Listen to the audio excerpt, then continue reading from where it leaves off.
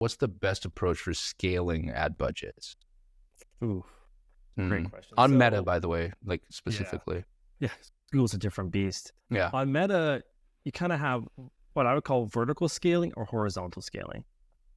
So really quickly, vertical scaling is you are increasing the budget in the same campaign or ad set.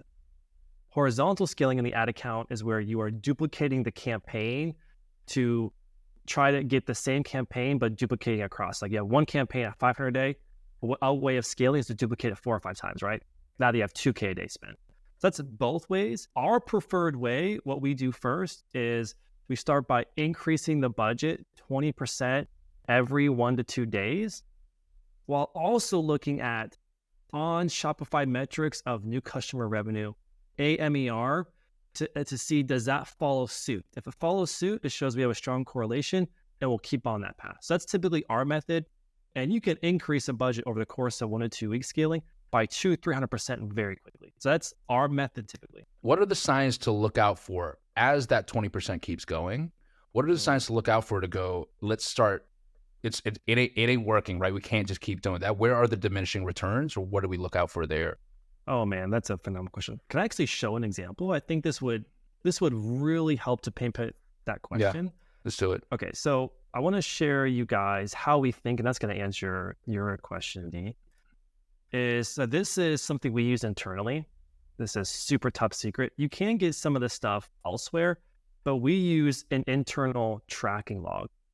And I believe the power of this is that every single day, we're tracking every spend, and we're tracking how does it correlate to important metrics. Now, I'm not going to get through every column, but every day we're tracking spend on every platform to see, and this is where we look for, and these are warning signs. So every day we're tracking new customer revenue, returning customer revenue. Like we believe advertising's job is to drive net new customers. So when we're increasing spend, we want to see, do we see a correlation? Like, does it happen immediately, or is it maybe lagging? Like we do look at that. But if we don't see it following suit, then that ad's not going to scale. So then we have to go back, and that's an ad problem or a creative problem. But if it does, and we see new customer revenue increasing, depending on the amount, it gives us the confidence, okay, this ad can keep scaling. Depending on the cost, that's a different conversation. The other thing we look at is this column right here, which means cost to acquire a new customer, what we call NCPA. So what we want to look for is, as we're scaling, are we staying within that benchmark we need to be based off of the brand's targets, what they want from their business, for example. And then we look at AMER, which is frankly just like contribution margin.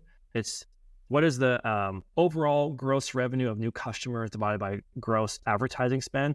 Because every brand we work with in NeoSD, we determine what is that KPI based off of like their profit targets that they want. And so this right here fundamentally is what we look at when we're scaling to make sure all those staying within line, and are they increasing or decreasing based off that spend increase.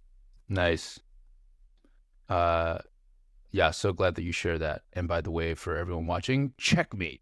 Now you understand why for episode 9, when we're talking with, we had Luke on the pod, that's why he almost started, like we couldn't help ourselves, but almost every other sentence we go, you got to know your numbers. You got to know your numbers. Everything. Because we got to know where the threshold is. Because you know this, because we're so anal about it, is we want to make sure that we're even tracking daily profit. Now, I know there's platforms out there, but there's something special about every day, everyone on the team is looking at every single new row to see how is the correlation between increasing spend and daily freaking profit. Like, this is the foundation. That's why we get so anal about it.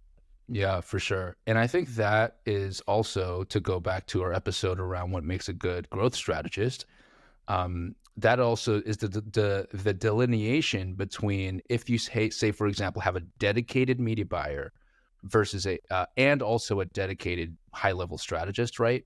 The dedicated media buyer would be the one kind of neck deep in the sheet looking at that number and going, well, my job is to then, as much as possible, hit the true north on that profit column, right? Looking at all the other metrics. And then the strategist's role is to take that information and go, well, at a broader scheme of things, how does everything kind of play out? Because how does this impact my conversation with the retention team around their strategy? How does this impact all these other different components? What about the search team? What about organic? What about the campaign that's coming up? What about a recent product drop? To be able to think laterally that way. Man, dude, that's the thing that it really burns me is when people just make a decision in isolation without having the full picture. Like today's performance marketing, you cannot just look at an ad account and make your decisions there. You have to take the entire macro. It's like you have 1 foot in the ad account, 1 foot looking at the macro. How is it impacting the entire business? For example, you mentioned retention team. Is sometimes your problem may not be an ad problem. If you have low profit, it may not be an ad problem. For example, I can't tell you many brands that we've had where increasing spend, AMER, and the cost to acquire a new customer was holding static. Everything on the ad side was perfect, but they just look at the revenue per day. Come to find out, returning customer revenue is going down. Well, then that's a returning customer problem, not an ad problem. So Yeah. without knowing these differences, you may be making the wrong decision. Or at least Or, a more expensive one. yeah, or as Luke liked to say, is like scaling yourself into oblivion. Like you Oh, got yeah, to know like totally. what's the problem and fix that. Totally.